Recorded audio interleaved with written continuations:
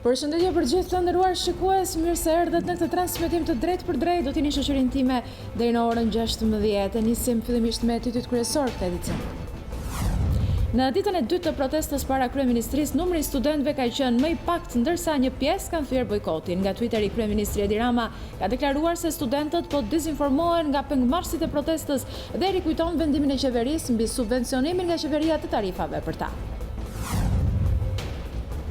Presidenti i Republikës Ilir Meta i ftuar në emisionin A Show dha disa përgjigje lidhur me mosdekretimet e tij për ndryshimet në qeveri.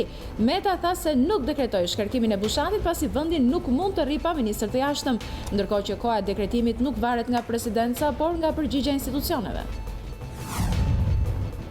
Kreu i Kuvendit Gramoz Ruçi kërkon presidencës rumune në Bashkimin Evropian mbështetje për çeljen e negociatave në muajin qershor të këtij viti. Përmes një letre, Ruçi shpreh gjithashtu presidencës angazhimin e Shqipërisë për të përmbushur maksimalisht të gjitha kushtet për integrimin.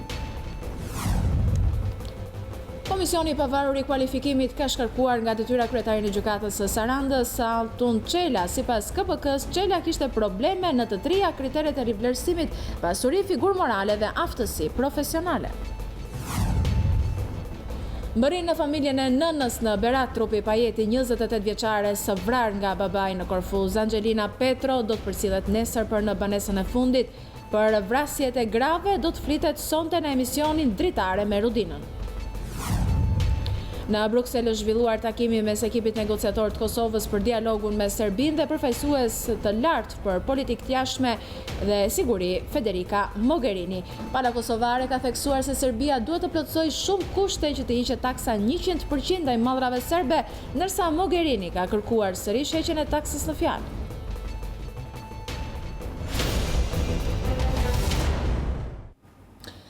Vjojmë më gjërësisht me lajmet. Ka nisur dita e dytë e protestës së studentëve përpara kryeministrisë. Për këtë vit do të lidhem në këto momente me gazetarin tonë i cili ndodhet atje, Klajdi Bodli.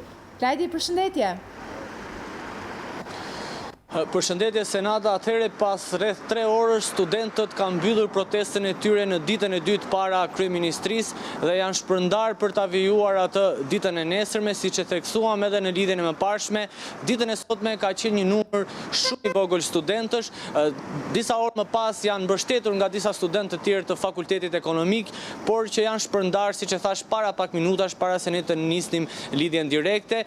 Ne kemi vëzhguar të disa prej universiteteve Senata, pikërisht Fakultetin e Ekonomisë dhe Fakultetin e Historisë dhe Filologjisë, ku kemi konstatuar dhe kemi komunikuar me studentë të cilët na kanë thënë se kanë bojkotuar mësimin dhe edhe ditën e sotme nuk kanë zhvilluar mësim, por gjithashtu kanë zgjedhur që mos marrin pjesë as në protestë. Sipas tyre, edhe bojkoti i mësimit është një mënyrë proteste për të detyruar kryeministrin që të plotësojë kërkesat e tyre, ndërkohë nga vëzhgimi na ka rezultuar se është zhvilluar mësim vetëm në Universitetin Politeknik të Tiranës. Një pjesë e studentëve, si të nivelit bachelor ashtu edhe master, kanë zhvilluar mësim, janë ulur në auditore dhe kanë marrë pjesë në leksione dhe në seminaret e parashikuara për ditën e sotme. Studentët na thanë që megjithëse numri ka qenë i vogël, ata kanë vendosur që të marrin pjesë dhe të bojkotojnë protestën dhe për të ulur në bankat e universiteteve për të vijuar mësimin.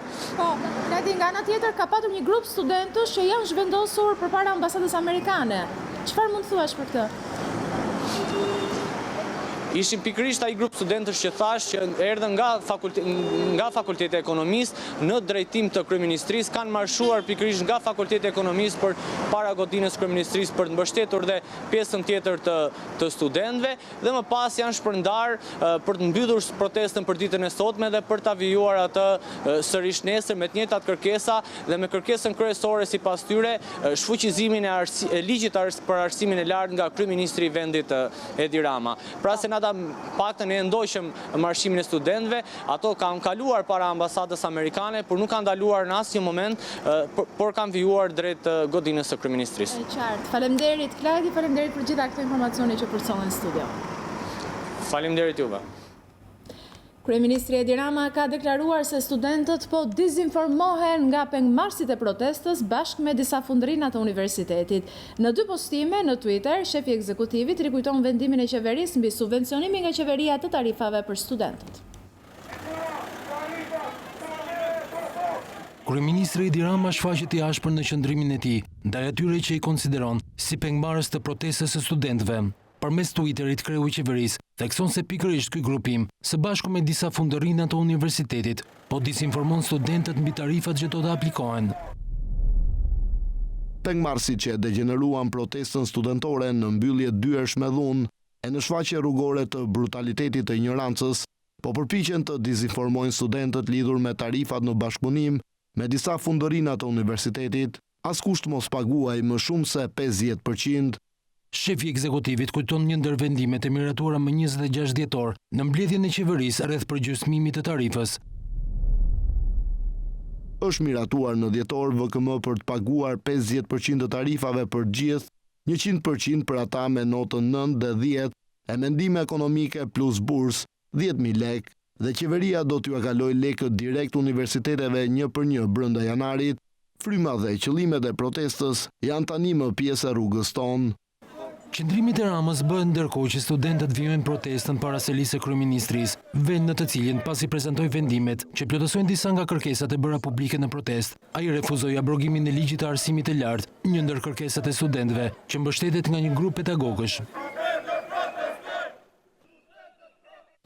Presidenti i Republikës Ilir Meta i ftuar në emisionin Nan Show dha disa përgjigje lidhur me mosdekretimet e tij për ndryshimet në qeveri. Meta tha se nuk dekretoi shkarkimin e fushatit pasi vendi nuk mund të rri pa ministër të jashtëm, ndërkohë që koha e dekretimit nuk varet nga presidenca, por nga përgjigja e institucioneve. Programi i parë, A-Show, për këtë vit u zhvillua në ambientet e presidencës me personazhe mjaft të rëndësishme dhe tema po kaq të rëndësishme. Presidenti Ilir Meta dha për herë të parë arsyet e mosdekretimit, të shkarkimit të ministrit të jashtëm Ditmir Bushati dhe zvendësimin e tij me Gencakajn. Për arsye të proceset integrimit europian edhe për çdo gjë tjetër duhet të ketë kontinuitet dhe Shqipëria mendoj nuk duhet të jetë asnjë sekond pa ministër të jashtëm. Ka të bëj me pozicionin e ministrit të jashtëm, që është një pozicion më delikat dhe njëkohësisht ky proces do të kërkojë kohën e tij, e cila nuk varet nga ana e presidentit, por nga përgjigja e institucioneve të cilave ne u jemi drejtuar. Ka reaguar kryeministri Rama ndaj mosdekretimit të Bushatit dhe pritjes për të bërë një veting ndaj ministrit Sakaj? Jo, nuk ka patur në arsye mendon të reagoj. Ne kemi bërë një bisedë ditën në mos gaboj në mbrëmjen e 4 janarit, ku i kërkoi takim për të paraqitur për të sjellë dekretet, ka dhënë disa shpjegime të tij përveç materialeve shoqëruese. Presidenti i mbështet protestat e studentëve, të banorëve të unazës së re, të artistëve dhe ka një mesazh për largimin e shqiptarëve nga dheu. Shqipëria nuk ka vuajtur nga protestat, po nga mungesa e protestave. Shqipëria ka vuajtur nga largimi nga vendi dhe jo nga protestat për të përmirësuar qeverisjen në vend. Protestat janë një lajm i mirë, për aq kohë sa ato janë paqësore. Përsa i takon çështjes astirit apo të banorëve të unazës re, ne kemi bërë kërkimet tona ndaj institucioneve për të verifikuar se si qëndron e vërtetë e këtij projekti, duke të qartë që i gjithë ky projekt ka probleme serioze të transparencës dhe të standardeve ligjore dhe etike që duhen ndjekur në një rast të tillë. Për Kosovën, drejtijet e negociatave për shkëmbim territoresh, Meta shpreu kështu. U nuk besoj tek shkëmbimi territoreve. Nuk besoj se ndryshimi kufive është një zgjidhje.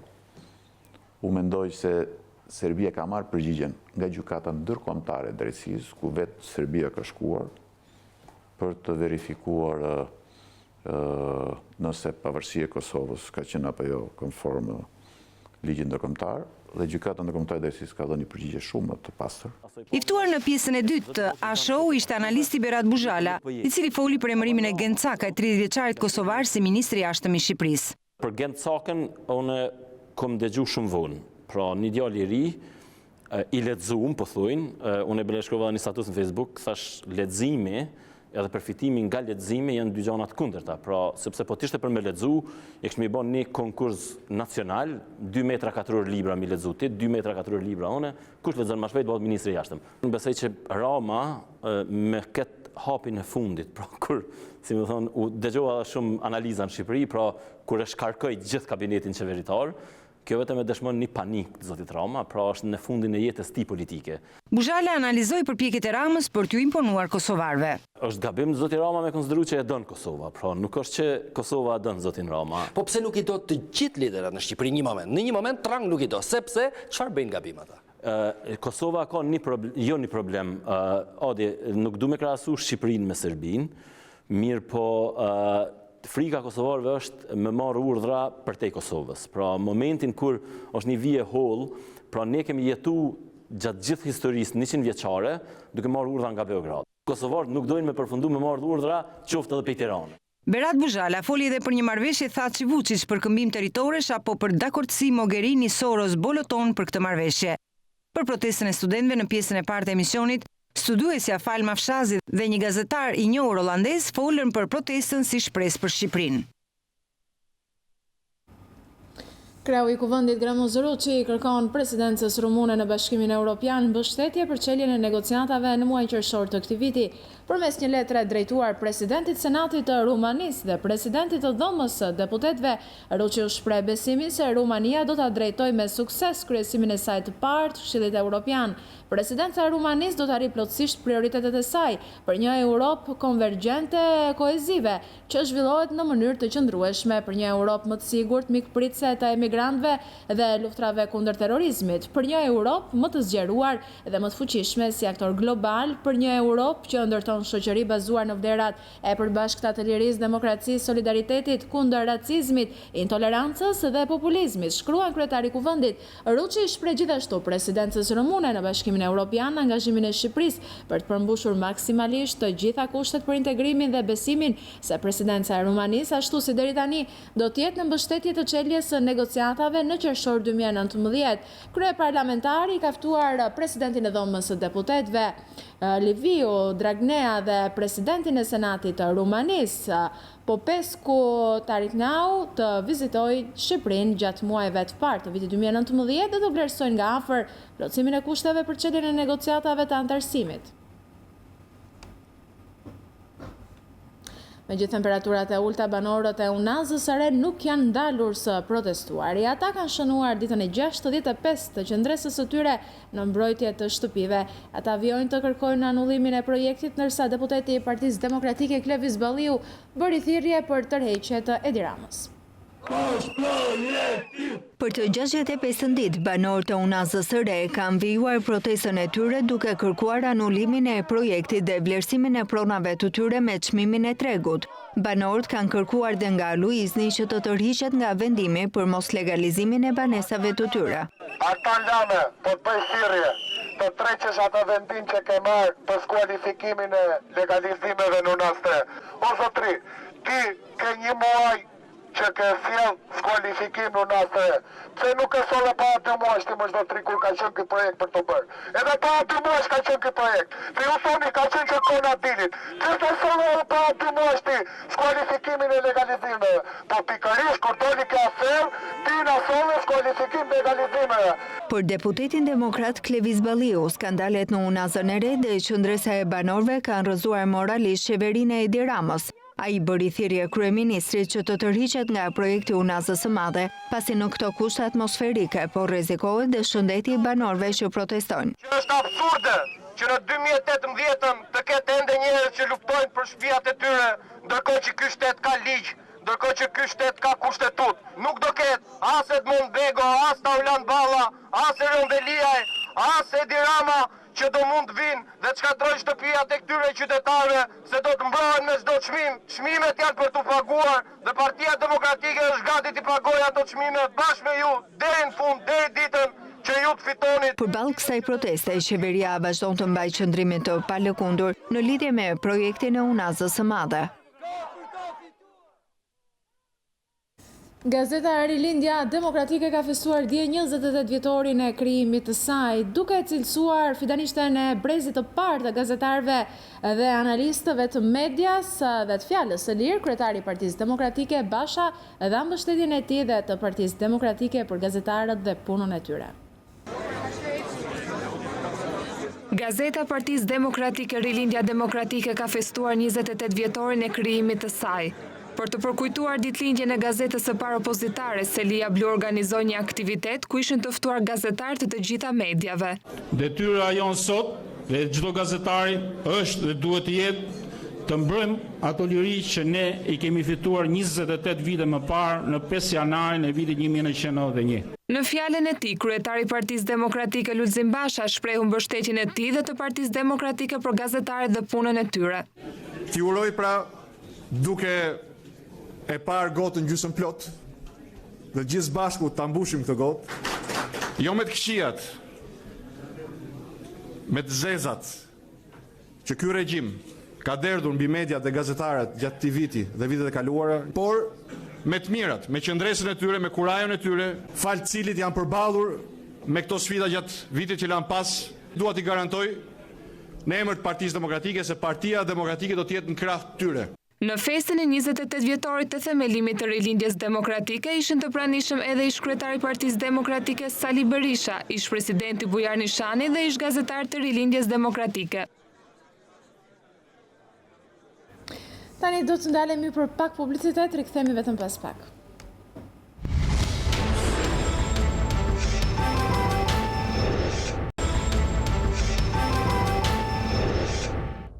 Kthehemi drejt për së drejti të nderuar shikues për të vijuar me lajmet. Komisioni i pavarur i kualifikimit ka shkarkuar nga detyra kryetarin e gjykatës së Sarandës, Altun Çela. Sipas KPK-s, Çela kishte probleme në të treja shtyllat e rivlerësimit, pasuri, figurë morale dhe aftësi profesionale. DSIK ka dorëzuar një raport negativ për gjyqtarin Çela, duke nënvizuar se ky i fundit nuk është i përshtatshëm për të konfirmuar në detyrë, ndërsa vlerësimi i KLD-s për profesionalizmin e subjektit është nën mesatar. Problemet lidhen me vërtetësinë e deklarimeve të bëra nga subjekti për disa pasuri të tij në Delfine Sarand. Altun Çela e ka filluar karrierën gjyqësor në vitin 1995. Ai drejton gjykatën e Sarandës prej vitit 2008, ndërsa u rikonfirmua në këtë pozicion edhe në vitin 2014. Prokuroria Krimeve të Rënda ka dërguar në gjykat dosjen hetimore për 9 anëtarët e grupit Abilaj me akuzën për grup të strukturuar kriminal të trafikut të drogës. Vijojnë hetimet edhe për Semir Tahirin, hetime që presin përgjigjen e 2 letër porosive për të. Prokuroria pret informacion lidhur me një udhtim të familjarëve të Tahirit nga Shqipëria drejt Italisë në korrik të vitit 2014, ku në avionin e të cilëve si në vajtje, po ashtu edhe në kthim ka udhëtuar edhe Mojsi Abilaj. Nuk është mbushur as një muaj nga dita kur Mojsi Abilaj, i konsideruar si kreu i një grupi kriminal që trafikoi tonelata drogë drejt Italisë, u dënua me 15 vite burgim nga drejtësia e shtetit fqinj. Megjithatë, të lashet për emrin e shumë përfolur nuk kanë të sosur, ndonse në mungesë pasi ndodhet në burgun e Katanjas duke vuajtur dënimin, për Mojsi Abilaj hapet një front i ri përballjeje me drejtësinë. Këtë herë në Shqipëri, pas më shumë se një viti e gjysmë hetime, Prokuroria për Krime të Rënda i kërkoi gjykatës që Mojsi Abilaj dhe 8 të pandehur të tjerë të gjykohen për disa vepra penale, për të cilat nëse gjenden fajtor rrezikojnë dënime deri më 17 vite burgim. Ndaj 2 vëllezërve, Mojsi e Florian Abilaj, ky i fundit në Arati dhe Nezar Seitit, i cilësuar si financieri i grupit kriminal, njeriu që përplasi ashpër institucionet në vend pas ekstradimit të paligjshëm drejt Italisë, rëndojnë akuzat e trafikut të narkotikëve në formën e posaçme të grupit të strukturuar kriminal, krijimit të grupit të strukturuar kriminal dhe kryerje e veprave nga organizata kriminale. Të njëjtat akuza janë ngritur edhe mbi supet e 5 të pandehurve të tjerë, mes tyre dhe Armando Koçeri, pronari të magazinës në Babicë të Vlorës, ku më shumë se një vit më parë u kap një sasi rekord prej 4 ton hashash. Në dosjen e prokurorisë që disponon News24 thuhet ndër të tjera se të pandehurit Florian e Mojsi Abilaj, si dhe antarët e tjerë të grupit kriminal, për ushtrimin e veprimtarisë kriminale kanë bashkëpunuar me zyrtarë të lartë të policisë së kohës. Bëhet fjalë për të shumë kërkuarit Jael Çela, ish drejtori i policisë së Vlorës, Sokol Bode, Gjergji Kohila. Në një episod përgjigje telefonike konfirmojnë se bimët narkotike të prera nga ana e policisë janë lënë të padëmtuara dhe pjesëtarët e këtij grupi kanë marrë më pas. Nga kqyrja e telefonit të Taulant Hajgjirajt i dënuar më herët nga gjykata, rezulton se ai bisedon me një tjetër antar të grupit, duke shkruar se çdo gjë bëhet me shtet. Këto përgjime sipas prokurorisë provojnë faktin se aktiviteti kriminal zhvillohej me dijeninë e policisë së shtetit. Mëtej në dokumentin e institucionit të akuzës flitet edhe për bashkëpunim të grupit kriminal me ish-ministrin e Brendshëm Sajmir Tahiri, i cili është nën hetim prej më shumë se 1 viti e 3 muaj. Por edhe pse ka kaluar një kohë gjatë, grupi prej 3 prokurorësh nuk ka dalë ende me një vendim për fatin e ish-ministrit. Vendimarrja ka mbetur peng i përgjigjes së 2 letër porosive nga Italia dhe Mali i Zi. Nëpërmjet njërës prej letër porosive pritet informacion lidhur me një udhëtim të familjarëve të Tahirit nga Shqipëria drejt Italisë në korrik të 2014-s, për faktin se në të njëjtin avion me ta, si në vajtje ashtu edhe në kthim ka udhëtuar edhe Mojsia Bilaj. Letër porosia pritet të japë përgjigje pyetjes nëse udhëtimi ka qenë rastësor apo ka njohje të afërta mes familjarëve të ish-ministrit dhe vëllezërve Habilaj, marrëdhënie që në fakt janë mohuar nga Sajmir Tahiri. Afati për përfundimin e hetimeve për ish-ministrin e Brendshëm është 19 janari, por me gjas prokurorët do të marrin sërish kohë. Këshilli i lartë i prokurorisë vendosi që SPAK, njësia e posaçme kundër korrupsionit dhe krimit organizuar, të përbëhet nga 15 prokuror. Kreu i KLP-s, Genti Ibrahimi, sqaron kriteret që duhet të përmbushin prokurorët, të cilët do të garojnë për të bërë pjesë e SPAK. Njësia e posaçme kundër korrupsionit dhe krimit të organizuar, ose ndryshe SPAK, do të përbëhet nga 15 prokuror. Këtë vendim mori pas shumë diskutimesh Këshilli i lartë i prokurorisë në mbledhjen e dytë që prej krijimit. Po cilët prokuror mund të garojnë për të bërë pjesë e SPAK-ut? Kreu i Këshillit të lartë të prokurorisë Genti Ibrahimi sqaron kriteret që duhet të përmbushin. Çdo prokuror i Republikës së Shqipërisë që ka ushtruar funksionin për 10 vjet, që nuk ka masë disiplinore në fuqi, që jep pëlqimin për kontrollin periodik të llogarive bankare dhe telekomunikacioneve, që siguron po këtë pëlqim për familjarët e tij dhe që nuk është antar i Këshillit, është i lirë të kandidojë për pozicionet vakante në prokurorinë e posaçme. Këshilli vendosi që afati për kandidim do të jetë 1 muaj, ndonse ligji parashikon vetëm 15 ditë. Çdo prokuror i interesuar mund të aplikojë online në websajtin zyrtar të Këshillit ose të dorëzojë dokumentacionin me postë. Genti Ibrahimi shpjegoi edhe kriteret mbi bazën e të cilave do të bëhet përzgjedhja e prokurorëve që do të kenë një vend në strukturën e posaçme antikorrupsion. Rezultatet në 2 vlerësimet e fundit të performancës, përvoja në pozicionet e komanduara, përvoja në hetimin e krimit ekonomik dhe të krimit organizuar, dhe korrupsionit, që ka është më e rëndësishme, vjetërsia si prokuror, vjetërsia si jurist. Sa i përket çeljes së garës për prokurorin e ri të përgjithshëm me mandat kushtetues, Këshilli ende nuk ka një vendim. Burimet thanë se po miratohet një rregullore për përcaktimin e kritereve për kandidatët.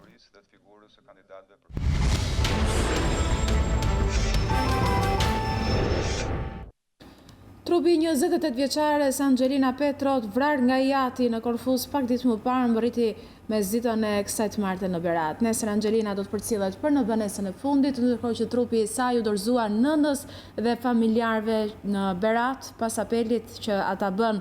Angelina Petrot vra dhe më pas u gropos në oborin e banesës në Korfuz nga baba i saj, Aleko Petro, në natën e ndërimit viteve. Në një rrëfim që 55 vjeçari bëri për mediat greke, u shpreh i penduar për krimin dhe kërkoi që të varej në mes të Korfuzit që t'i qetësoj shpirti vajzës.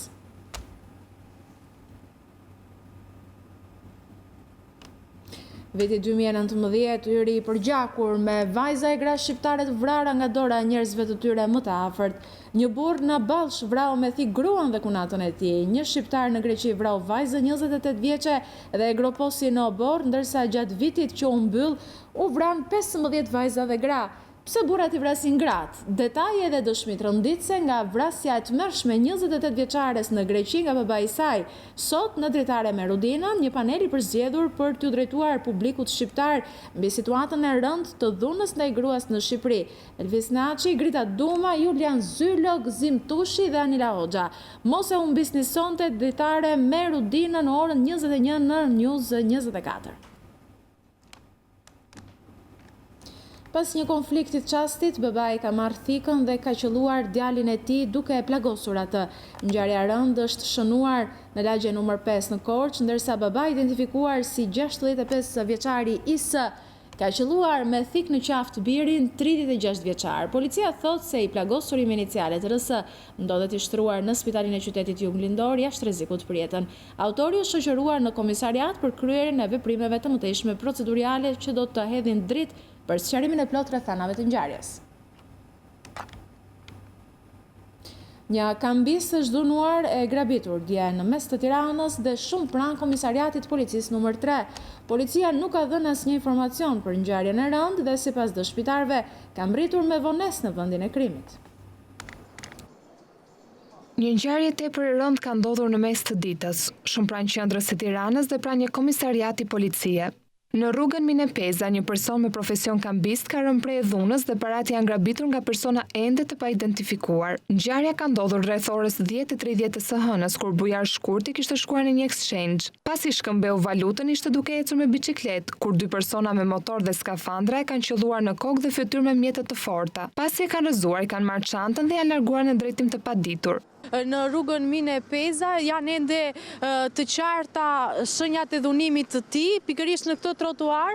Ai ka qenë duke lëvizur me mjetin e tij biçikletë, ku dy persona me motor e kanë goditur atë me sende të forta në pjesën e kokës dhe të fytyrës. Megjithëse ngjarja e rëndë u shënua në mes të ditës dhe shumë pranë komisariatit numër 3, dëshmitarët në vend ngjarje tregojnë jashtë kameras se policia ka vepruar me vonesë dhe ka mbërritur pas 15 minutash në vend ngjarje. Nga ana tjetër, policia nuk ka bërë transparencë për media dhe nuk ka shpërndar asnjë informacion, qoftë edhe paraprak për këtë ngjarje. Dëshmitarët flasin se me një vonesë prej gati 40 minutash ka mbërritur edhe ambulanca, e cila ka transportuar të dëmtuarin në spital, nga ku mësohet se është jashtë rrezikut për jetën, ndërsa për autor të dhunës dhe grabitjes nuk dihet ende asgjë. Gjatë 24 orëve të fundit, policia e shtetit ka evidentuar 4 raste të aktivitetit palishëm të lojrave të fatit në Korçë, Tropoj, Berat dhe në Sarandë. 7 persona janë proceduar penalisht për veprat penale, organizimi i lotarive të palejuara dhe vënia në dispozicione lokaleve për lojrat palejuara. Teksa ka hyrë në fuqi ligji për mbylljen e basteve sportive dhe lojrave të fatit, duket se jo të gjithë subjektet e kanë zbatuar atë. Një kontroll i policisë së shtetit në disa qytete të Shqipërisë ka evidentuar biznese të cilat ushtronin veprimtarinë e lojrave të fatit në kundërshtim me ligjin. Vetëm gjatë 24 orëve të fundit bëhet e ditur se janë evidentuar 4 raste në Korçë, Tropoj, Berat dhe Sarandë dhe janë proceduar penalisht 7 shtetas për veprat penale, organizimi i lotarive të palejuara dhe vënia në dispozicione lokaleve për lojra të palejuara. Gjithashtu policia ka sekuestruar në cilësinë e provës materiale 3 tavolina të përshtatura për lojra fati, 5 njësi kompjuterike me 5 monitor, pajisje elektronike, një tavolinë pokeri të cilat përdoreshin për organizimin e lotarive të palejuara. Policia bën të ditur se në Korçë 4 shtetas janë proceduar, pasi gjatë kontrollit të ushtruar në lokal në lagje numër 16 u konstatuan duke luajtur lojra fati. Në Tropoj, një shtetas 36 vjeç ju konstatua në lokal një pajisje elektronike. Në Sarandë u procedua një shtetas pasi në lokal ju gjetën 5 njësi kompjuterike me monitor, të cilat dyshoheshin se përdoreshin për organizimin e lotarive të palejuara, ndërsa në Berat në një lokal u konstatua tavolin pokeri. Policia thot se kontrollet kundër aktivitetit të lojrave të fatit do të vijojnë në të gjithë vendin, deri në ndëshkimin me ashpërsi të subjektit të fundit që ushtron këtë aktivitet antiligjor.